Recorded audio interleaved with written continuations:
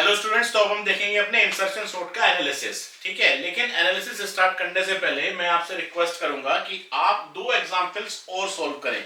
जब हमने last lecture में इंसर्शन सॉर्ट को पढ़ा था तो वहां पर हमने इनपुट में एक एरे ली थी जिसमें एलिमेंट्स थे 524 613।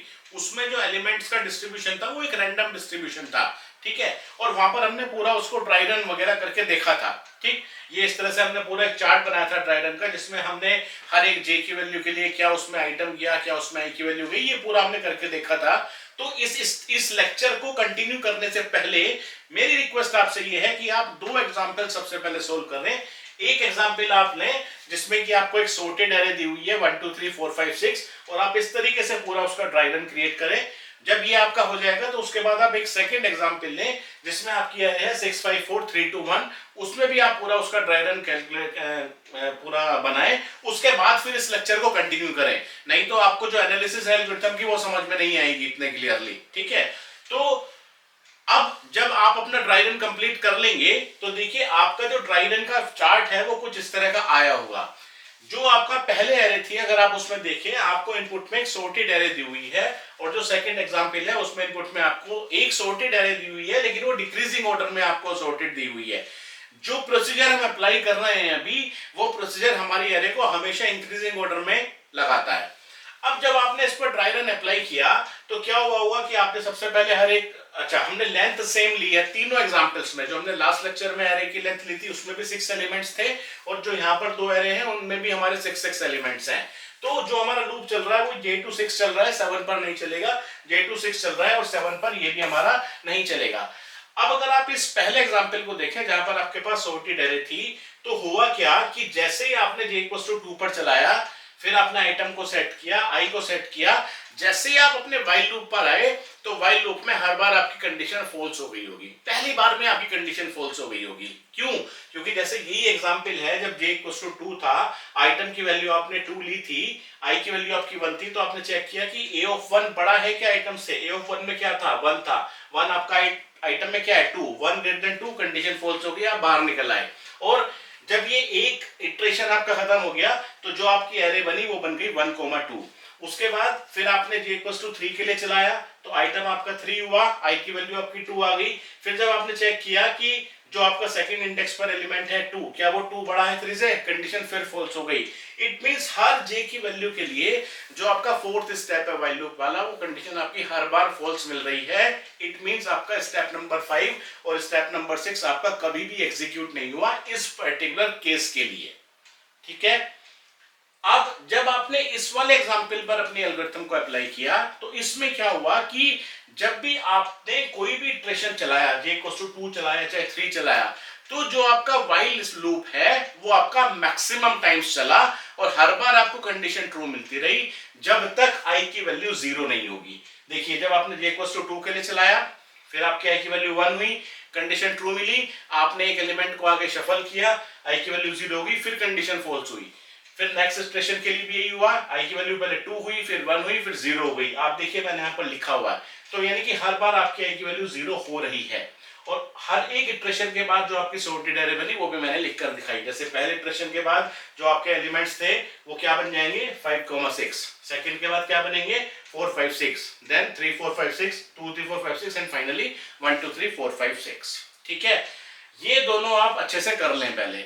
अब उसके बाद अब इसके एनालिसिस करते हैं। ठीक है, चलिए अब देखिए, जब आप इसके एनालिसिस करने आएंगे तो मैंने आपको बताया था कि जब भी आप किसी एल्गोरिथम का रनिंग टाइम निकालेंगे तो हर एक स्टेप के साथ आपकी दो टर्म्स एसोसिएट होगी, एक होगी कॉस्ट और एक होगी फ्रीक्वेंसी। इसका हमने एक बेसिक एग्जांपल लास्ट क्लास में देखा भी था। अब ये हमने कहा था कि जो कॉस्ट होती है, cost is the amount of time a particular step takes for its execution which is always a constant quantity. It means जो यहाँ पर कॉस्ट हो गई हर एक स्टेप की वो कांस्टेंट है।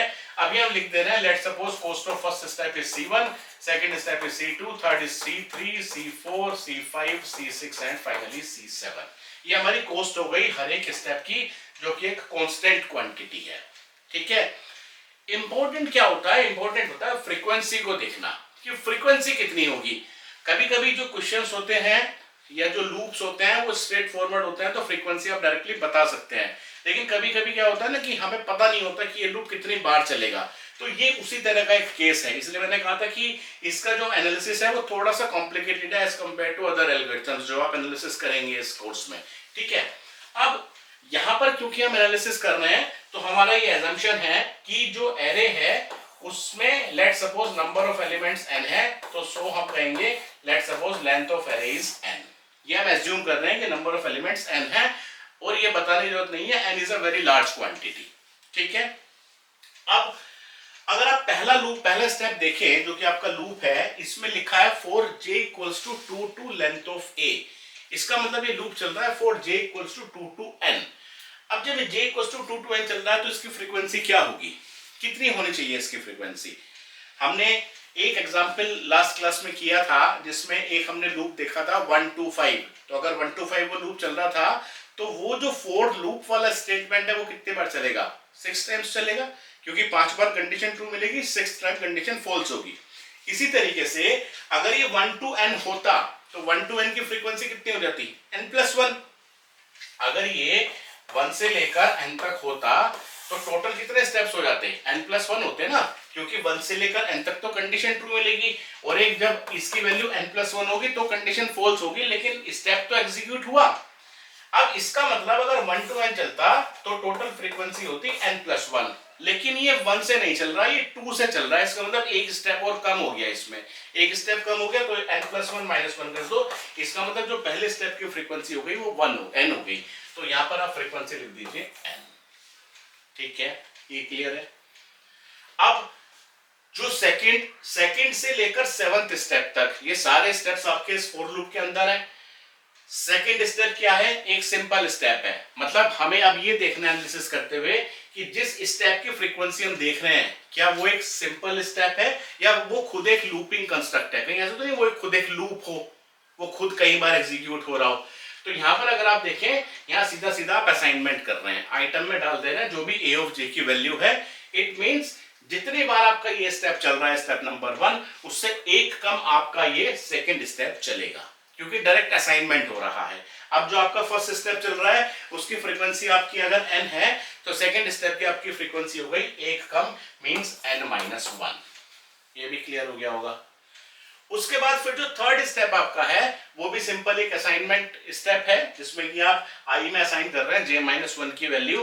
तो जैसे आपकी फ्रीक्वेंसी सेकंड स्टेप की थी सेम आपकी फ्रीक्वेंसी थर्ड स्टेप की होगी, सेम n-1। ये भी क्लियर हो गया। अब फोर्थ स्टेप की फ्रीक्वेंसी कितनी होगी, ये सबसे इंपॉर्टेंट पार्ट है इस एल्गोरिथम की एनालिसिस में। ठीक है, कि ये कितनी बार एग्जीक्यूट होगा, आप जरा सोच कर देखिए कितने बार होगा। क्योंकि अगर आप इस फोर्थ स्टेप को देखें तो जो मेरा आउटर लूप चल रहा है वो तो n के टर्म्स में चल रहा है, और ये जो कंडीशन इसमें लिखी है कि i ग्रेटर देन 0 हो और a of i greater than item है, ये एक्चुअली में कंडीशन पूरी चेक हो रही है कि उस एरे में हमारे एलिमेंट्स कौन से हैं, बड़ा एलिमेंट है छोटा एलिमेंट है। अगर वो जो नया एलिमेंट आया अगर वो पहले से बड़ा है तो कोई स्वैपिंग नहीं होगी, एक ही बार चलेगा, लेकिन अगर सबसे छोटा है तो मैक्सिमम टाइम स्वैपिंग होगी, और अगर ऐसा एलिमेंट आ गया कुछ स्वैपिंग होगी कुछ नहीं होगी। ऐसा केस हो सकता है ना आपका। ठीक है, तो इसको कैसे एनालाइज करें हम कि कितनी बार चलेगा, तो हमारे पास कोई डायरेक्ट मेथड तो है नहीं। तो अब हम एक काम ये करते हैं कि जितने एग्जांपल्स हमने सोल्व किए हैं पहले हम उन एग्जांपल्स को एक बार देखते हैं। देखिए मैं सबसे पहले आपका वो एग्जांपल आपको दिखाता हूं जो हमने सबसे पहले लिखा था। अब अगर आप इस एग्जांपल को देखें जो हमने सबसे पहले सोल्व किया था, इस एग्जांपल में जब जितनी जगह आपने कट लगाया है इसका मतलब उतनी बार आपका वाइल वाला स्टेटमेंट जो है फोर्थ स्टेप वो चला है, क्योंकि ये कंडीशन ट्रू हुई तभी तो आपने कट लगाया। फिर आपने यहां 0 लिखा, इसका मतलब उसके बाद कंडीशन ट्रू नहीं हुई, फॉल्स हो गई, इसका मतलब अंदर वाले स्टेप्स नहीं चले। यही तो बात है। तो अगर मैं इस पर्टिकुलर एग्जांपल की बात करूं जिसमें हमारी एरे थी 5 2 4 6 1 3, अगर इस एग्जांपल की बात करें तो नंबर ऑफ एलिमेंट्स तो 6 थे, यानी कि लूप चल रहा है 2 to 6। तो ये जो व्हाइल लूप है ये कितने बार चला अगर आप देखें तो j इक्वल्स टू 2 के लिए 2 बार चला, j इक्वल्स टू 3 के लिए भी 2 बार चला, j इक्वल्स टू 4 के लिए 1 बार चला, इसके लिए कितने बार चला 1 2 3 4 5 बार चला, इसके लिए कितने बार चला 1 2 3 4 बार चला, टोटल कितने बार चला 2 2 4 5 10 4 14 5 7 9 10 यानी कि 14 टाइम्स मेरा while लूप एग्जीक्यूट हुआ जब मेरे नंबर ऑफ एलिमेंट्स 6 थे। ठीक है, अभी जो दो एग्जांपल्स आपने सोल्व किए हैं इससे जस्ट पहले जब हमने एनालिसिस अपने स्टार्ट की थी, अगर उसमें हम एनालाइज करके देखें इसको, अगर इसमें हम एनालाइज करके देखें उसको, तो यहां पर while वाला स्टेटमेंट कितनी बार चला, एक बार यहां चला, एक बार यहां चला, एक बार यहां चला, एक बार यहां चला, एक बार यहां चला, टोटल कितने बार चला, 5 टाइम्स चला। टोटल आपका 5 टाइम्स चला ये वाला स्टेटमेंट। क्यों? क्योंकि हर बार पहली बार में कंडीशन ट्रू हो जा रही है उसकी, लेकिन एक बार तो चल ही रहा है ना, हर जे के लिए एक बार तो चल ही रहा है। ठीक है, यहां पर भी नंबर ऑफ एलिमेंट 6 थे, यहां पर देख लेते हैं कितनी बार चला, 2 बार यहां चला, उसके बाद यहां चला 3 बार, यहां चला आपका 4 बार, यहां आपका चला ये 5 बार, और यहां पर आया आपका चला 6 बार। इसको अगर आप ऐड करेंगे तो टोटल कितना चला, 6 5 11 4 15 16 18 19 20, यानी कि यहां पर ये एग्जीक्यूट हुआ 20 टाइम्स। इसका मतलब अगर नंबर ऑफ एलिमेंट्स सेम है एरे में 6 हैं, तो कभी तो ये while लूप चलता है 14 टाइम्स, कभी ये चलता है 5 टाइम्स, कभी ये चलता है 20 टाइम्स। तो मेरे पास तो कोई इसका मतलब क्लियर इंडिकेशन नहीं है कि ये कितनी बार चलेगा, क्योंकि इसका मतलब n के टर्म्स में तो मैं डिफाइन ही नहीं कर सकता ना, क्योंकि ये एक्चुअली में जो अलग अलग फिगर आ रही है वो इसलिए आ रही है क्योंकि जो एलिमेंट्स का डिस्ट्रीब्यूशन है वो अलग है, ये डिपेंड उस पर कर रहा है कि चलेगा कितनी बार, तो कितनी बार चलेगा। तो इसका आंसर है कि हम डायरेक्टली एल्गोरिथम देखकर नहीं बता सकते कि ये स्टेप कितनी बार चलेगा, तो यहां पर हमें अब कुछ एजम्पशन लेना पड़ेगा। अब देखिए हम क्या करते हैं, हम ये कह रहे हैं यहां पर इसके लिए कि अगर हम ये नहीं बता सकते हैं तो हम क्या करते हैं कि लेट सपोज जब भी मेरा ये चल रहा है j इक्वल्स टू 2 से लेकर n तक, 2 3 4 से लेकर n तक जब भी ये चल रहा है, मैंने कहा कि भाई मान लेते हैं चलो कि इसकी जो फ्रीक्वेंसी है ना, जब j की वैल्यू 2 थी, मान लिया हमने इसकी फ्रीक्वेंसी थी t1, वो t1 की वैल्यू कितनी भी हो सकती है, जैसे पहले एग्जांपल में लिया तो 2 था, दूसरे में 1 था, तीसरे में फिर 2 था, वो अलग अलग हो सकती है। तो हमने एक जनरल वेरिएबल ले लिया कि let suppose for j equals to 2 ये चल रहा है t1 टाइम्स, मान लीजिए j इक्वल्स टू 3 के लिए t3 टाइम्स चल रहा है, मान लीजिए इसके लिए t4 टाइम्स चल रहा है, और मान लीजिए जब j की वैल्यू n है तो एज्यूम कर लीजिए कि ये आपका चल रहा है tn टाइम्स। तो जब ये मेरा पूरा लूप खत्म होगा j equals to 2 to n, तो इसका टोटल एग्जीक्यूशन कितना होगा, सॉरी तो इसका टोटल एग्जीक्यूशन कितना होगा, t2 plus t3 plus t4 plus up to tn, यही तो हो गया इसका टोटल एग्जीक्यूशन, क्योंकि मुझे पता है ना कितनी बार चल रहा है। इसका मतलब इसका टोटल जो एग्जीक्यूशन है वो कितना होगा, t2 plus t3 plus t4 plus up to tn, इतनी बार ये टोटल चलेगा इस पूरे एग्जीक्यूशन के लिए 2 to n। इसको मैं ये भी तो लिख सकता हूं summation j equals to 2 to n t j, summation j equals to 2 to n t j, ये भी तो लिख सकते हैं इसको, क्योंकि जब j की वैल्यू 2 है तो हमने कहा t2 टाइम्स चल रहा है, जब j की वैल्यू 3 है तो हमने कहा t3 हो गया, j इक्वल्स टू 4 के लिए t4 हो गया, ये तो लिखा हुआ है। ठीक है, बिल्कुल कोई डाउट नहीं है इसमें। तो हमने ये एजम्पशन कर लिया कि भाई ये जो टोटल चल रहा है ये हो गया summation j equals to 2 to n t j।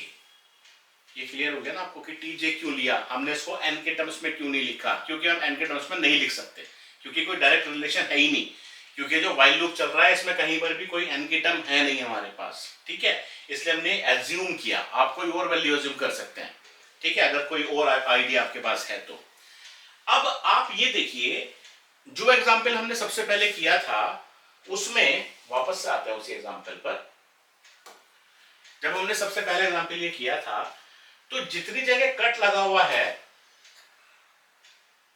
वो और प्लस एक जो वैल्यू लिखी है उतनी बार तो while स्टेटमेंट चला, लेकिन एक्चुअली में जितनी बार कट लगा हुआ है उतनी बार इसका मतलब हम while लूप के अंदर आए, क्योंकि यहीं पर तो हम i की वैल्यू रिड्यूस कर रहे हैं ना, जो while लूप के अंदर 6th स्टेप था i equals to i minus 1। तो मतलब जितनी जगह कट लगा हुआ है उतनी बार मेरे अंदर वाले स्टेप्स चल रहे हैं, चाहे वो स्टेप नंबर 5 हो चाहे वो स्टेप नंबर 6 हो। अब इसको देख के स्टेप नंबर 5 तो पता नहीं चल रहा, लेकिन स्टेप नंबर 6 पता चल रहा है कि हाँ जी i की वैल्यू में एक रिड्यूस कर रहे हैं। तो अब ये कितनी बार चला अंदर वाले स्टेप, अगर यहां देखें तो 1 2 3 4 5 6 7 8 9 10, तो यानी कि यहाँ पर जो अंदर वाले स्टेप्स चले वो 10 बार चले। तो अब आप दिमाग से ये निकाल दीजिएगा कि जो अभी हमने कहा था ना कि अगर एक लूप हमारा 10 बार चलता है तो उसके अंदर वाले स्टेप्स 9 बार चलते हैं, वो बिल्कुल ठीक बात है, लेकिन वो चीज यहाँ पर अप्लाई मत कर दीजिएगा कि जी आपका जो ये लूप है 14 टाइम्स चला तो अंदर वाले स्टेप्स 13 टाइम्स चलने चाहिए ना, ऐसा नहीं है। ऐसा इसलिए नहीं है क्योंकि हर जे के लिए जितनी बार व्हाइल लूप चल रहा है उसके अंदर वाले स्टेप्स उससे एक कम चल रहे हैं, लेकिन ओवरऑल नहीं हम कह सकते ये वाली बात। ठीक है, अभी जैसे आप वो वाला एग्जांपल अगर देखें जो आपने भी सोल्व किया जिसमें सॉर्टेड एरे आपके पास है, अगर उसको आप देखें तो व्हाइल लूप कितने बार चला आपका 5 टाइम्स चला, अंदर वाले स्टेप कितने बार चला, एक बार भी नहीं चला। क्यों नहीं चला? क्योंकि हर जे के लिए जो कंडीशन है व्हाइल लूप की वो पहली बार में फॉल्स हो गई, तो स्टेप नंबर 5 और स्टेप नंबर 6 आपका कभी एग्जीक्यूट ही नहीं हुआ। ठीक है, यहां पर अगर देखें तो यहां पर भी फिगर अलग आ रही है, तो यहां पर स्टूडेंट्स ये बोलते हैं कि जितने बार भी आपका व्हाइल लूप चल रहा है तो वो एक कम चलेगा, ऐसा नहीं है। हर जे के लिए जितने बार ये चल रहा है उससे एक कम चलेगा। यानी कि अगर मैं स्टेप नंबर 5 और 6 की बात करूं तो अगर स्टेप नंबर 4 j = 2 के लिए उसका टाइम t2 है, तो स्टेप नंबर 5 और स्टेप नंबर 6 का टाइम होगा t2 - 1। इसी तरीके से j = 3 के लिए अगर टाइम t3 है तो स्टेप नंबर 5 और 6 का टाइम होगा t3 - 1। It means her j के लिए जो टाइम होगा वो एक कम होगा। तो अगर आप ओवरऑल टाइम लिखेंगे तो आप क्या कह सकते हैं उसको, वो इस तरीके से आपका लिखा जाएगा कि जो टोटल टाइम होगा वो होगा t2 - 1 plus t3 - 1 plus t4 - 1 and so on plus tn - 1। ठीक है, ये इसको आप ये भी कह सकते हैं कि ये आपका हो गया summation j = 2 to n tj - 1। देखिए ये ब्रैकेट पूरे पर आएगा, ये वाली क्वांटिटी नहीं होगी, कभी आप इसको लिख दें कि summation j = 2 to n tj - 1, ये गलत हो जाएगा आपका, ऐसा नहीं होगा क्योंकि ये इंडिकेट कर रहा है कि ये टाइम और -1 जो कि गलत है, हर j के लिए एक कम है। ठीक है, तो स्टेप नंबर 5 और स्टेप नंबर 6 का अगर हम टाइम लिखें तो वो आपका होगा summation j = 2 to n tj - 1। Similarly step number 6 का टाइम लिखें summation j = 2 to n tj - 1। ठीक है, और जो फाइनल स्टेप है आपका सेवंथ स्टेप का टाइम कितना होगा, सेवंथ स्टेप आपका व्हाइल लूप के बाहर है और सीधा असाइनमेंट स्टेप है, तो ये स्टेप तो उसी तरह का है जैसा आपका स्टेप नंबर 2 और स्टेप नंबर 3 था। तो स्टेप नंबर 2 और 3 की फ्रीक्वेंसी कितनी थी n-1, तो स्टेप नंबर 7 की फ्रीक्वेंसी भी कितनी आपकी हो गई n-1, ब्रैकेट पे लिख लीजिए।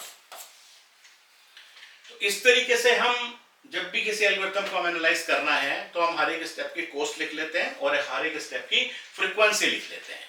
ठीक है, ये क्लियर हो गया है, आगे चलते हैं। अब जब हम आगे चलेंगे तो अब तो आपको पता ही है बस क्या करना है। अब तो हमने पढ़ा था ना कि जो टोटल रनिंग टाइम होता है किसी भी एल्गोरिथम का वो हमारा क्या होता है, कॉस्ट को फ्रीक्वेंसी से मल्टीप्लाई कर दो और सबको ऐड कर दो। Total running time of any algorithm is the summation of cost multiplied by frequency of each step, यानी कि c1 into n plus c2 into n minus 1 plus c4 into this, यही तो आपका टोटल टाइम होगा।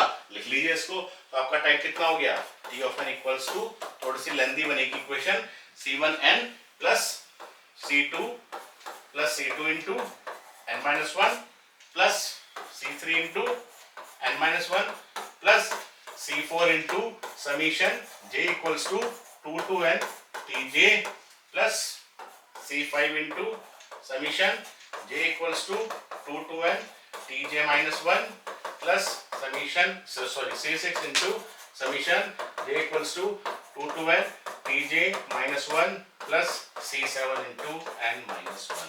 ये हमारा running time का expression हो गया, एक जनरल एक्सप्रेशन हो गया रनिंग टाइम का इंसर्शन सॉर्ट का।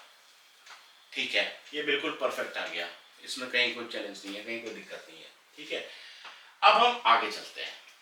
अब जब भी हम किसी एल्गोरिथम को एनालाइज कर रहे हैं तो उसके हमारे 3 केसेस होते हैं, एक होता है बेस्ट केस, एक होता है एवरेज केस और एक होता है वर्स्ट केस। बेस्ट केस वो होता है कि जब एल्गोरिथम मिनिमम टाइम में कंप्लीट हो गई। वर्स्ट केस वो होता है जब एल्गोरिथम ने अपने एग्जीक्यूशन में मैक्सिमम टाइम लिया, और एवरेज केस वो होता है जो कि लाई करता है बेस्ट और वर्स्ट के बीच में, ना तो मैक्सिमम टाइम तक गई ना मिनिमम टाइम तक गई, वो हमारा होता है एवरेज केस। और इन तीनों केसेस को जब फाइनल रनिंग टाइम आएगा तो डिनोट करने के लिए क्या कहते हैं कि बेस्ट केस को आप लिखेंगे बिग ओमेगा में, एवरेज केस को आप लिख दीजिए थीटा में, और जो वर्स्ट केस है उसको आप लिख दीजिए बिग ओ नोटेशन की टर्म्स में, क्योंकि बिग ओ ही हम यूज करते हैं अपना वर्स्ट केस के लिए। ठीक हो गया। अब इसी को अगर हम एनालाइज करें तीनों केसेस के लिए अलग अलग, आइए एग्जाम्पल पर आगे चलते हैं। अब सबसे पहले हम इसको एनालाइज करते हैं अपना बेस्ट केस के लिए। ठीक है, बेस्ट केस के लिए क्या होगा, देखिए जब हम इसका रनिंग टाइम फाइनली लिखेंगे तो इनपुट साइज क्या था, n एलिमेंट्स थे, तो हमें इसका रनिंग टाइम भी n के टर्म्स में ही लिखना है। लेकिन जो हमारा जनरल एक्सप्रेशन है उस जनरल एक्सप्रेशन में एक टर्म आ रही है टीजे, तो उस टीजे को किस तरीके से हम क्या लिखें कि वो हटे इसमें, या हमें सीधा सीधा ये सोचना है कि बेस्ट केस के लिए टीजे की वैल्यू क्या होगी, ये तो हमें करना है कि बेस्ट केस के लिए टीजे की वैल्यू क्या होगी। अब आप देखिए कि जो तीन एग्जांपल्स आपने किए हैं उन तीनों एग्जांपल्स में से बेस्ट केस कौन सा होगा, आप सीधा सीधा देख लीजिए। जब आपने तीनों एग्जांपल सॉल्व किए तो आपको पेपर पेंसिल पर, जब आपने पेपर लिया पेंसिल से एल्गोरिथम अपनी अप्लाई करी, सबसे कम टाइम किस में लगा, कौन सा एग्जांपल में सबसे कम टाइम लगा, ऑब्वियसली इस वाले एग्जांपल में आपको सबसे कम टाइम लगा सोल्व करने में, ये वाला जो एग्जांपल आपका था, क्योंकि इसमें जैसे ही आप आई की वैल्यू पर आए तो जो वाइल स्टेप वाली कंडीशन थी वो आपकी हमेशा फॉल्स हो रही थी। और ये आपका बेस्ट केस, इसलिए ये बेस्ट केस ही तो है, ये इसलिए भी है क्योंकि इसमें आपका एल्गोरिथम का कभी भी स्टेप नंबर 5 और स्टेप नंबर 6 एग्जीक्यूट ही नहीं हो रहा है। इसका मतलब जो भी वो टाइम लेते हैं वो टाइम भी आपका बच गया, और जो वाइल लूप है आपका चला ही नहीं, तो ये बेस्ट केस हो गया ना। इसका मतलब बेस्ट केस अगर एल्गोरिथम ये वाली है जो हम पढ़ रहे हैं अभी, अगर ये एल्गोरिथम हमारे सामने है और अगर हमारे से कोई कि इसका बेस्ट केस क्या होगा, तो इसका बेस्ट केस यही है, और ये इसका वर्स्ट केस है, क्योंकि इस केस में हमारा जो वाइल लूप है वो मैक्सिमम टाइम्स एग्जीक्यूट हो रहा है। और जो एवरेज केस है वो है जो मैंने आपका सबसे पहले एग्जांपल लिया था, क्योंकि उसमें ना तो बेस्ट है ना वर्स्ट है, इनके बीच में लाई करता है, क्योंकि जो वाइल लूप है इसमें 5 टाइम्स चल रहा है, ये इसमें 20 टाइम्स चल रहा है और उसमें 14 टाइम्स चल रहा है। ठीक है, बिल्कुल बात। तो अब ऐसा हम जो बोल रहे हैं कि बेस्ट केस है, तो अगर टीजे को हमें तो टीजे निकालना है ना फाइनली, तो टीजे की वैल्यू कितनी होगी, मुझे तो खाली ये देखना है कि टीजे की वैल्यू कितनी होगी। अब अगर आप देखें जब आपकी जे की वैल्यू 2 है तो हमने इसको क्या कहा था, T2 कहा था ना, ये मेरा T2 तो है, ये मेरा T3 है, ये मेरा T4 है, ये मेरा T5 है, ये मेरा T6 है। तो अगर आप निकालें कि भाई जे की वैल्यू 2 है तो T2 की वैल्यू 1, 3 है T3 की वैल्यू 1, T4 है T4 की वैल्यू 1, 5 है T5 की वैल्यू 1, 6 है T6 की वैल्यू 1, क्योंकि एक बार एग्जीक्यूट हो रहा है ये। तो अगर जे की मेरी कोई भी वैल्यू है तो T ऑफ दैट जे क्या होगा, अगर मेरी जे की कोई भी वैल्यू है तो T ऑफ जे क्या होगा बेस्ट केस में, बेस्ट केस में टीजे कितना होगा 1, क्योंकि चाहे जे की वैल्यू 2 हो, चाहे 3 हो, चाहे 4 हो, चाहे 5 हो, चाहे n हो, आपकी वैल्यू 1 है। इसका मतलब for best case the value of TJ is 1। ठीक है, अब अगर ये 1 आ गई है आपकी, तो सबसे पहले जो आपकी वो दो टर्म्स हैं उनको आप इवेल्युएट कर लीजिए, तभी आप अपना रनिंग टाइम इवेल्युएट कर पाएंगे। तो जो आपके पास ये है ना summation j equals to 2 to n tj, एक इसको सोल्व कर लीजिए और एक इसको सोल्व कर लीजिए, summation j equals to 2 to n tj minus 1, ये हम वैल्यू फिर यहाँ पुट कर देंगे और उसके बाद हम अपना जो रनिंग टाइम है वो इवेल्युएट कर लेंगे। चलिए आगे चलते हैं, इसको इवेल्युएट करते हैं। सबसे पहले तो जब tj की वैल्यू 1 है तो summation j equals to 2 to n tj कितना होगा बताइए, सोल्व कर लीजिए, सिंपल मैथमेटिक्स है। कितना होगा ये t2 plus t3 plus up to tn, ये तो हो गया। इसका मतलब कितना हो गया ये 1 plus 1 plus 1 plus up to 1, कितने टाइम्स लिखा हुआ है ये t2 से tn, कितने टाइम्स लिखा हुआ है t2 से tn, कितने टाइम्स लिखा हुआ है, अगर 1 से n होता तो n टाइम्स होता ना, 2 से n है तो कितना हो गया n-1 टाइम्स हो गया। ये लूप के उसकी बात नहीं कर रहा हूँ फ्रीक्वेंसी की, ये सिंपल टर्म्स हैं कि टर्म्स कितनी है, ये टोटल n-1 टर्म्स हैं, तो 1 को कितनी बार ऐड करेंगे आप, n-1 टाइम्स ऐड करेंगे, तो ये कैलकुलेट करके आपका आएगा n-1, क्योंकि 1 को ऐड कर रहे हैं n-1 टाइम्स। ठीक है, इसी तरीके से जो आपकी दूसरी टर्म है उसको आप इवेल्युएट कर लीजिए। जब आप उसको इवेल्युएट करेंगे तो वो कितना है आपका, summation j equals to 2 to n tj minus 1। हाँ, तो अगर इसको आप इवेल्युएट करें tj माइनस 1 को 4j equals to 2 to n, तो ये कितना होगा आपका, बताइए, summation j equals to 2 to n, tj की वैल्यू कितनी है 1 माइनस 1, यानी कि ये तो कितना होगा 0 तो होना ही है ना ये, क्योंकि बेस्ट केस के लिए जो आपका स्टेप नंबर 5 और स्टेप नंबर 6 है उसी के लिए तो आपका ये टाइम है, और वो तो कभी एग्जीक्यूट ही नहीं हो रहे, तो उसका एग्जीक्यूशन टाइम कितना, उसकी फ्रीक्वेंसी कितनी हो गई, 0 हो गई। ठीक है, तो फाइनली अब आप अपना रनिंग टाइम निकालिए। तो जब आप अपना रनिंग टाइम निकालेंगे तो कितना आएगा आपका, उसमें पुट कर दीजिए आप, तो देखिए कितना होगा आपका t of n equals to, उसको आप अपना ओपन करके रखिए, c1 into n प्लस उसके बाद जो सेकंड स्टेप था उसमें था n-1 प्लस जो थर्ड स्टेप था उसमें भी n-1 था, plus c4 into summation j equals to 2 to n tj लिखा हुआ है, उसके जगह आप रख दीजिए n-1 plus c5 into summation j equals to 2 to n tj minus 1, जो कितना आ गया 0, यानी कि c5 इंटू 0 0 हो गया, प्लस c6 इंटू 0 0 हो गया, प्लस c7 इंटू n-1 हो गया। अब जब आप इसको निकालेंगे तो कितना हो गया, ये n वाले टर्म्स एक साथ ले लीजिए, तो कितना हो गया c1 प्लस c2 भी आ जाएगा, प्लस c3 भी आ गया, प्लस c4 आ गया, प्लस c7 आ गया, ये तो आपका ओवरऑल n हो गया, और प्लस बाकी टर्म्स जोड़ दीजिए, जैसे कि इसमें आप माइनस कॉमन निकाल लें तो कितना आएगा c2 plus c3 plus c4 plus c7। देखिए जब ये टर्म्स में माइनस या प्लस कुछ भी आए तो उसकी कोई वैल्यू नहीं है, क्योंकि हम ये पहले डिस्कस कर चुके हैं कई बार कि ये सब कांस्टेंट जो है वो हार्डवेयर डिपेंडेंट होते हैं, इनको हम नेग्लेक्ट कर सकते हैं। ठीक है, और तो ये हम क्या लिख सकते हैं इसको, this is equals to an plus b, an minus b लिख लें चाहे आप an प्लस b लिख लें, दैट डज नॉट मैटर। तो इसका जो हमारा टाइम आ गया that is order of n, या आप ये भी कह सकते हैं बिग ओमेगा ऑफ n, क्योंकि आप ये बेस्ट केस लिख रहे हैं। बिग ऑफ n भी लिख सकता हूँ, थीटा ऑफ n भी लिख सकता हूँ, ये हम डिस्कस कर चुके हैं। तो best case running time of insertion sort is big of n। ठीक है, ये टाइम कब आएगा, जब आपके पास इनपुट में एक ऐसी एरे दी हुई है जो पहले से ही इंक्रीजिंग ऑर्डर में सॉर्टेड है, और आप वो प्रोसीजर यूज कर रहे हैं जो कि आपकी एरे को इंक्रीजिंग ऑर्डर में ही सॉर्ट करेगा। सिमिलरली अगर आप ऐसा प्रोसीजर लेंगे जो आपकी एरे को डिक्रीजिंग ऑर्डर में लगा रहा है, तो बेस्ट केस कब आएगा, जब आप इनपुट में भी एक ऐसे लेंगे जो ऐसी एरे लेंगे जो पहले से ही डिक्रीजिंग ऑर्डर में सॉर्टेड होगी। ठीक हो गया, बिल्कुल।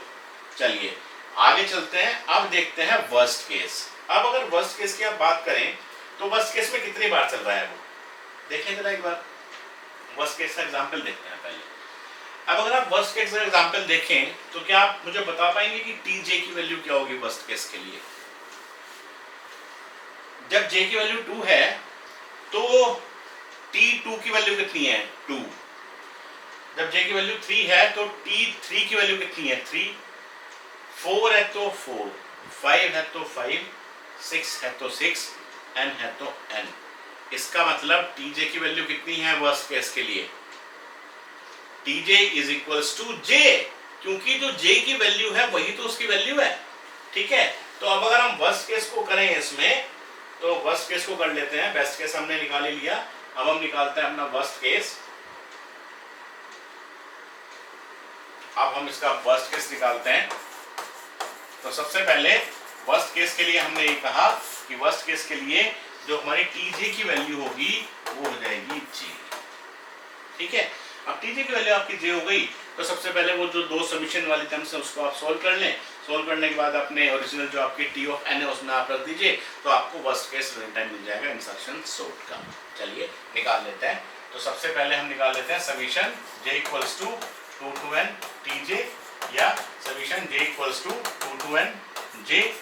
क्या हो गया, ये बहुत सिंपल मैथमेटिक्स है, एलिमेंट्री मैथमेटिक्स आपने की होगी। तो summation j equals to 2 to n j कितना हो गया, ये j की वैल्यू पहले 2 रखी, फिर 3 रखी, फिर 4 रखी, प्लस अप टू n। तो यानी कि 2 से लेकर n तक सम करना है। अब इसको सोल्व करने के लिए सीधा सीधा क्या करें, 1 का एडिशन कर दीजिए, 1 का सब्सट्रैक्शन कर दीजिए। तो इसमें 1 का जब आप एडिशन करेंगे तो कितना मिल जाएगा, 1 + 2 + 3 + up to n। और -1, क्योंकि 1 ऐड कर दिया, 1 ऐड कर दिया और 1 को सब्ट्रैक्ट कर दिया, तो समीशन सेम रहा।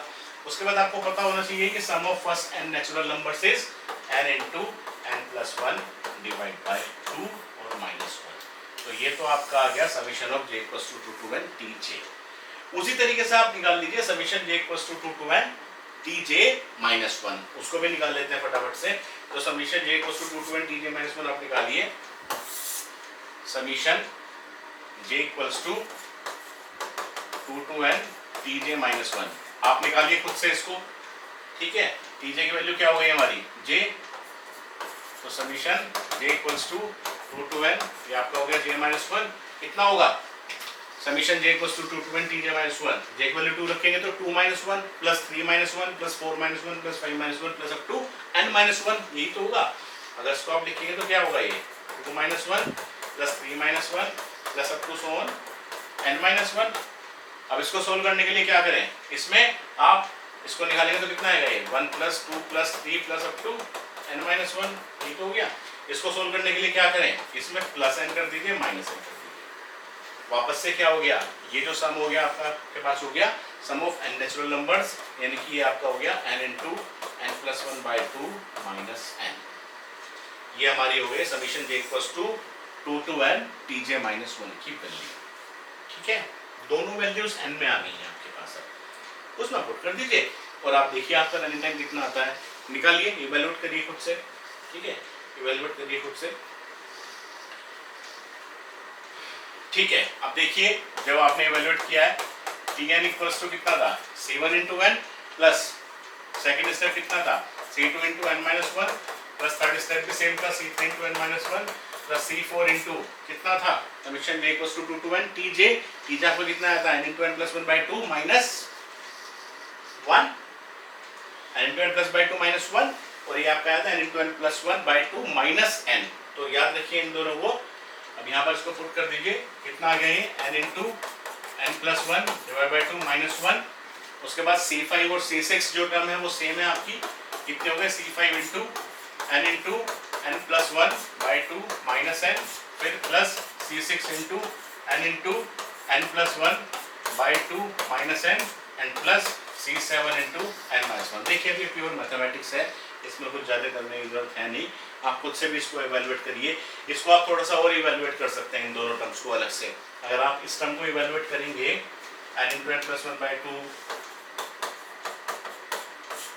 या इसको हम एक काम कर लेते हैं कि इसको हम एक काम ये कर लेते हैं कि जो हमने पहले यहाँ पर ये लिखा था n इंटू n+1/2 माइनस 1, यही इवैल्यूएट कर लेते हैं इसको।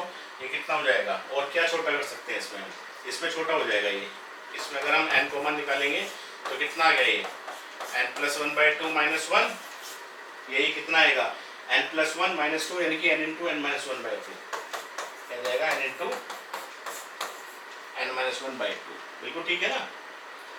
n+1 माइनस 2 यानी कि n-1/2, तो n-1/2 इंटू n, ये आ गया आपके पास, ठीक है। चलिए वहाँ पर आप इसको फटाफट से पुट कर दीजिए अपना। तो ये कितना हो गया आपका, रख दीजिए उसमें c1 into n plus c2 into n-1 plus c3 into n-1 plus c4 into n into n+1/2 minus 1, और ये कितना हो गया plus c5 into n into n-1/2, similarly plus c6 into n into n-1/2 plus c7 into n-1। अब देखिए मैं हर एक step आपको सोल्व नहीं करूंगा यहाँ पर, क्योंकि ये कोई मैथमेटिक्स नहीं चल रही है यहाँ पर। लेकिन अगर आपको सीधा सीधा इसको आप देखें, अगर आप इसको सीधा सीधा देखें तो जब भी आप इसको सोल्व करेंगे तो सोल्व करने के बाद या तो आपके पास n वाली टर्म्स आएंगी, या कुछ कांस्टेंट टर्म्स आएंगी, या आपके पास n² वाली कुछ टर्म्स आएंगी। यानी कि जब भी आप इसको सोल्व करेंगे then you will get some terms into n² plus some terms into n plus some constant terms, यही आपको मिलेगा। या हम ये कह सकते हैं कि इसको सोल्व करने के बाद जो हमारा t ऑफ n आएगा, t of n equals to an² plus bn plus c, या क्योंकि ये वर्स्ट केस है तो इसको हम लिख देंगे big ऑफ n²। ये हमारा वर्स्ट केस रनिंग टाइम हो गया इंसर्शन सॉर्ट का, ठीक है, बिल्कुल क्लियर हो गया, ठीक है। अब जब ये हमारा इंसर्शन सॉर्ट का रनिंग टाइम हो गया है, इसके बाद हम आगे चलते हैं अपना एवरेज केस पर। अब एवरेज केस क्या होना चाहिए आप खुद सोचिए। मैंने क्या बताया था आपको एवरेज केस के लिए? एवरेज केस क्या होना चाहिए हमारा? मैंने कहा था आपको कि एवरेज केस वो केस होता है which lies between the best case and the worst case. लेकिन मोस्ट ऑफ द केसेस में हम ये एज्यूम करते हैं कि average case lies close to the worst case, ठीक है। लेकिन यहाँ पर क्योंकि हमें इवेलुएट करना है, तो अब मेनली तो हमें ये डिसाइड करना है ना कि टीजे की वैल्यू क्या होगी एवरेज केस के लिए। तो बेस्ट केस में हमारी टीजे की वैल्यू कितनी थी 1, और वर्स्ट केस में हमारी टीजे की वैल्यू कितनी थी j। तो हम क्या कहें कि जो एवरेज केस है उसमें क्या वैल्यू ले लें, आप कोई भी वैल्यू ले लो इन दो के बीच में। आप एज्यूम कर लो, लेट्स सपोज j+1/2 ले लेते हैं, ठीक है। आप इसे वैल्यू कर लीजिए, या आप j/2 ले लीजिए, कोई भी ऐसी वैल्यू ले लीजिए जो इनके बीच में लाई करे, और आप इसको खुद इवेल्युएट करिएगा इन दोनों टर्म्स को। अगर आप j/2 लेंगे तो आपका जो एवरेज केस में रनिंग टाइम आएगा वो भी आपका n² ही आएगा। So it completes our analysis of insertion sort algorithm, और हमने तीनों केसेस में देख लिया कि उसका हमारा रनिंग टाइम क्या होगा। और ये बड़ा अच्छा एग्जाम्पल होता है एनालिसिस को समझने के लिए। लेकिन ये एनालिसिस तभी समझ में आती है जब उससे पहले आपने जो ड्राई रन है एग्जाम्पल्स पर वो किया हो, और उन तीनों एग्जाम्पल्स पर किया हो जो हमने किए हैं। एक रैंडम डिस्ट्रीब्यूशन है जिसमें एलिमेंट्स का, एक में जिसमें इंक्रीजिंग ऑर्डर में लगे हुए हैं, और एक जिसमें हमारे डिक्रीजिंग ऑर्डर में लगे हुए हैं, ठीक है। बिल्कुल, तो ये हमारी एनालिसिस पार्ट खत्म होता है। अब हम जितनी भी एल्गोरिथम्स करेंगे, अब हम क्या करेंगे कि उसका सूडो कोड पढ़ेंगे स्टेप बाय स्टेप। हम ड्राई रन भी करके देखेंगे मोस्ट ऑफ द एल्गोरिथम्स का। जब एनालिसिस की बात करेंगे तो अब हम डायरेक्टली ये एनालाइज कर लेंगे कि इस स्टेप की कॉस्ट इतनी है और इस स्टेप का रनिंग टाइम हमारा इतना है, ठीक है। चलिए एक लास्ट एग्जाम्पल और ले लेते हैं सो दैट कि आपको थोड़ा सा और क्लैरिटी मिले। एक एग्जाम्पल की हम एनालिसिस और कर लेते हैं। ये बड़ा सिंपल एग्जाम्पल है। जैसे एक एल्गोरिथम का नाम लिया XYZ, इसमें पहला लूप है i = 1 to n, उसके अंदर फिर एक इनर लूप है j = 1 to n, और उसके अंदर फिर एक स्टेप है c = i + j और रिटर्न c। अब ये बिल्कुल सेल्फ एक्सप्लेनेटरी है कि कॉस्ट हमारी क्या होती है, कांस्टेंट होती है, जिसको हम लिखते हैं c1, c2, c3 and c4। ये कांस्टेंट होती है। इंपॉर्टेंट क्या है कि फ्रीक्वेंसी कितनी होगी हर एक स्टेप की। अगर फ्रीक्वेंसी की अब आप बात करते हैं तो पहले स्टेप की फ्रीक्वेंसी कितनी होगी इसमें? ये आपका लूप चल रहा है 1 to n, तो 1 to n का मतलब कितना हो गया? अगर ये मैंने आपको पहले ही बताया कि अगर ये 1 to n लिखा है इस तरीके से, लेट्स सपोज 1 to 5 और i++, तो कितनी बार चलेगा ये स्टेप? 6 टाइम्स चलेगा, क्योंकि 1 2 3 4 5 5 बार कंडीशन ट्रू मिलेगी, और जब i की वैल्यू 6 होगी तो कंडीशन फॉल्स होगी। तो अगर ये 1 to n चल रहा है तो इसकी फ्रीक्वेंसी आपकी हो गई n+1। अब जो इसके अंदर वाला स्टेप है j = 1 to n, ये कितनी बार चलेगा आपका? तो j = 1 to n अपने लिए तो n+1 टाइम्स चलेगा ही चलेगा, लेकिन क्योंकि ये खुद एक i लूप के अंदर है, ये खुद एक लूप के अंदर है, और अगर ये n+1 टाइम्स चल रहा है तो ये तो बिल्कुल क्लियर है कि जो इसके अंदर वाले स्टेप्स है वो n टाइम्स चलेंगे चलेंगे, क्योंकि दोनों स्टेप्स जो है इस फोर लूप के अंदर है। ये स्टेप तो बाहर है जिसकी फ्रीक्वेंसी सिर्फ 1 होगी, और ये स्टेप क्योंकि एक लूप है, ये सिंपल एक असाइनमेंट नहीं है, एक लूप है, तो ये कितनी बार चलेगा खुद के लिए? ये खुद के लिए भी चलेगा n+1, तो n × n+1। और ये खुद के लिए कितनी बार चलेगा? एक बार चलेगा, तो इसको हम कह सकते हैं n × 1, ठीक है। आप इसका खुद से भी एक बेसिक प्रोग्राम बनाइएगा। i की वैल्यू 1 to 4 ले लीजिए, 5 ले लीजिए, j = 1 to 10 ले लीजिए, और आप i और j को प्रिंट करके देखिए कि टोटल j कितनी बार प्रिंट होता है और i कितनी बार प्रिंट होता है, तो आपको एग्जैक्ट पता चल जाएगा कि कितनी कितनी फ्रीक्वेंसी है, और वो फ्रीक्वेंसी आपकी इसी ऑर्डर में निकलेगी। अब अगर आप इसका रनिंग टाइम निकालें तो करना क्या है, कॉस्ट मल्टीप्लाइड बाय फ्रीक्वेंसी और सबको ऐड कर दीजिए। तो कितना होगा आपका? ये कॉस्ट मल्टीप्लाइड फ्रीक्वेंसी और सबको ऐड कर दीजिए, तो t ऑफ n कितना हो गया आपका? c1 × n+1 plus c2 × n × n+1 plus c3 × n plus c4 × 1। और अगर इसको आप देखेंगे तो n के लिए कौन सी, एक तो n² वाली टर्म्स आएंगी इसमें, एक n वाली टर्म्स आएंगी इसमें, और कुछ कांस्टेंट टर्म्स आएंगी। तो अगर आप इसको थोड़ा सा सोल्व भी करें तो c1n plus c1 plus c2n² plus c2n plus c3n plus c4, n² वाली टर्म्स कौन सी है? एक ही है, यानी कि c2n² प्लस n वाली c1n plus c2n plus c3n, यानी कि c1 plus c2 plus c3n और प्लस आपके पास कुछ कॉन्स्टेंट्स आ गए, एक आपके पास C1 आ गया कॉन्स्टेंट और एक आपके पास आ गया C4। तो अगर इस इक्वेशन को लिखें तो क्या बनी, an square plus bn plus c यानी कि b ऑफ n स्क्वायर। ये इसका रनिंग टाइम हो गया हमारा एल्गोरिथम। ठीक है, तो एक बेसिक चीज हमें ये क्लियर हो रही है कि अगर सिंगल लूप की एल्गोरिथम है और उसके अंदर कोई इंटरनल लूप नहीं है तो उसका रनिंग टाइम होगा ऑर्डर ऑफ n।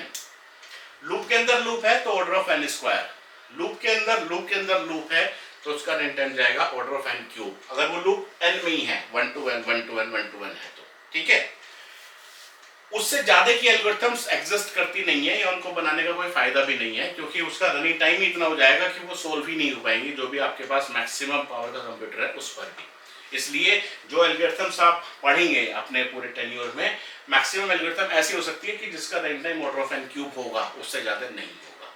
ठीक है, तो ये जो पूरा लेक्चर हमारा है एनालिसिस ऑफ एल्गोरिथम का, इसको हम यही कंक्लूड करते हैं। अगर आपके पास कुछ ऐसे एग्जांपल्स हैं जिनका रनिंग टाइम आपको निकालने में प्रॉब्लम आ रही है तो वो आप बिल्कुल डालिए कमेंट बॉक्स में, मैं आपको उसका बिल्कुल रिप्लाई करूंगा। Thank you.